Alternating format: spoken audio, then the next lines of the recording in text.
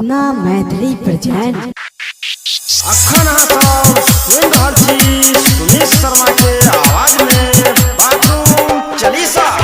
Sangeeta recording studio में हसनपुर बाजार। मर्दा घर में बना दे शौचालय नहीं तो बहारी में गई बउरे रे मर्दा घर में बना दे शौचालय नहीं तो बारी में गई बउरे बारी में गई बउरे बैगन बारी में गई बउरे रे मर्दा घर में बना दे शौचालय नहीं तो बारी में गई बउरे मर्दा घर में बना दे शौचालय नहीं तो बारी में गई बउरे। डीजे उमेश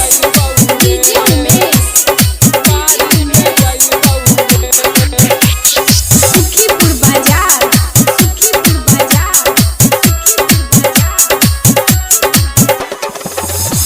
कि नहीं छौ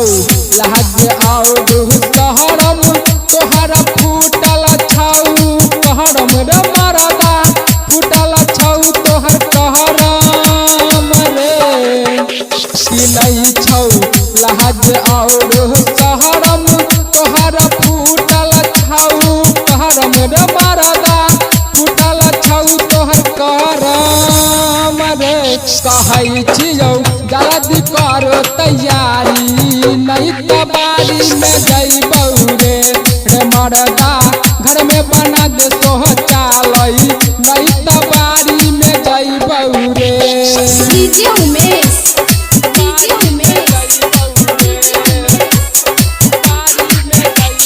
सुखीपुर बाजार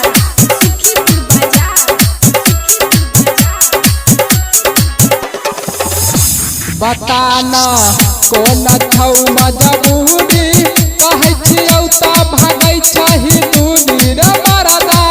कहै छियौ तऽ भागै छही दूरी रे बताना कोन छौ मजबूरी कहै छियौ तऽ भागै छही दूरी रे मर्दा कहै छियौ तऽ भागै छही दूरी रे धैने छौ कोहन तोरा बेमारी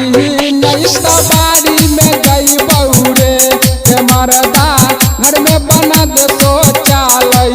नहीं तो बारी में गई बउरे। डीजे उमेश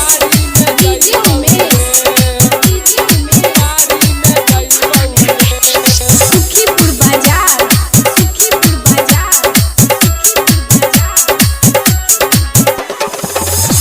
कि साहबौ नहीं तोहरा अब रंगदारी नहीं ले बौसाया और सहारी रे मर्दा ले बौ नहीं साया और सहारी रे कि साहबौ नहीं तोहरा अब रंगदारी नहीं ले बौसाया और सहारी रे मर्दा ले बौ नहीं साया और सहारी रे नहीं तो सुमित संग जब भागी नहीं तो बारी में गई बउरे रे मर्दा घर में बना दे शौचालय नहीं तो बारी में गई बउरे नहीं तो बारी में गई बउरे